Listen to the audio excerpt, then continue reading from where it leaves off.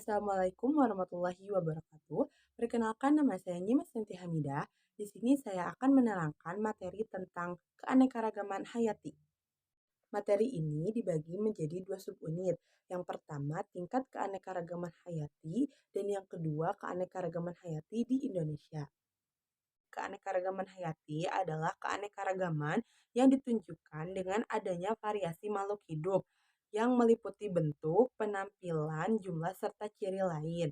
Keanekaragaman hayati sangat penting bagi kelangsungan hidup karena adanya saling keterkaitan antar jenis yang fungsional sehingga memungkinkan terjadinya keseimbangan dalam kehidupan. Keanekaragaman hayati dibagi menjadi tiga, keanekaragaman hayati tingkat gen, keanekaragaman hayati tingkat jenis, dan keanekaragaman hayati tingkat ekosistem. Keunikan keanekaragaman hayati Indonesia ditandai oleh yang pertama, termasuk keanekaragaman hayati tingkat tinggi, yang kedua memiliki tumbuhan bertipe Indomalaya, yang ketiga adanya fauna bertipe oriental, australis, dan peralihan, yang keempat memiliki hewan dan tumbuhan yang langka, dan yang kelima memiliki hewan dan tumbuhan yang endemik.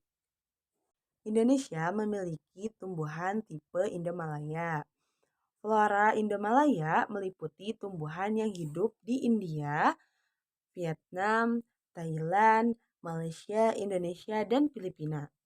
Flora yang tumbuh di Malaysia, Indonesia, dan Filipina sering disebut sebagai kelompok flora malaysiana.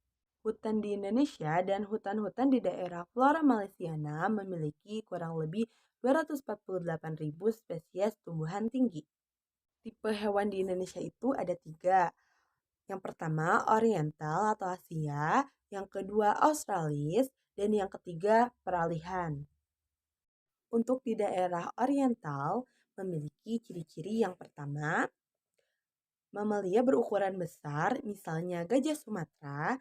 Yang kedua, banyak hidup primata, misalnya kera.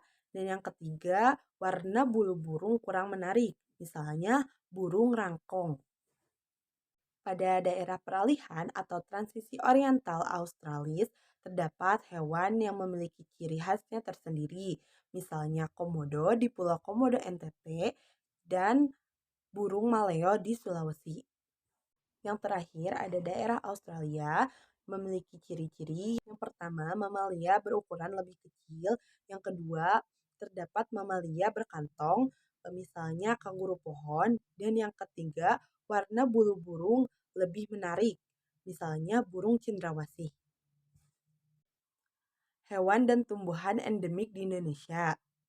Untuk hewan, yang pertama ada komodo, yang kedua ada badak bercula satu, yang ketiga ada babi rusa, dan yang keempat ada musang Sulawesi.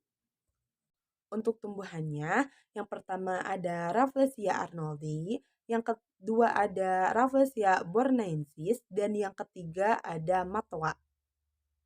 Hewan dan tumbuhan langka di Indonesia. Untuk hewan, yang pertama ada badak Sumatera, yang kedua ada harimau Sumatera, yang ketiga ada tapir, dan yang keempat ada komodo. Untuk tumbuhannya, yang pertama ada matoa, yang kedua ada sawah kecik, dan yang ketiga ada bendo. Manfaat keanekaragaman hayati di Indonesia ada tiga. Yang pertama, penghasil SDA hayati. Yang kedua, sebagai sarana pengembangan ilmu pengetahuan, pendidikan, rekreasi, dan wisata. Dan yang ketiga, sebagai manfaat dari aspek sosial dan budaya masyarakat. Penyebab hilangnya keanekaragaman hayati, yang pertama hilangnya habitat dan fragmentasi, yang kedua spesies-spesies eksotik, yang ketiga degradasi habitat, yang keempat eksploitasi secara berlebihan, yang kelima industrialisasi kehutanan dan perikanan, yang terakhir perubahan iklim global. Usaha-usaha pelestarian keanekaragaman hayati. Yang pertama, pelestarian in situ. Pelestarian in situ adalah pelestarian yang dilakukan di dalam habitat aslinya. Contohnya Taman Nasional, Cagar Alam, dan Suaka Marga Satwa. Yang kedua, pelestarian ex situ. Pelestarian ex situ adalah pelestarian yang dilakukan di luar habitat aslinya.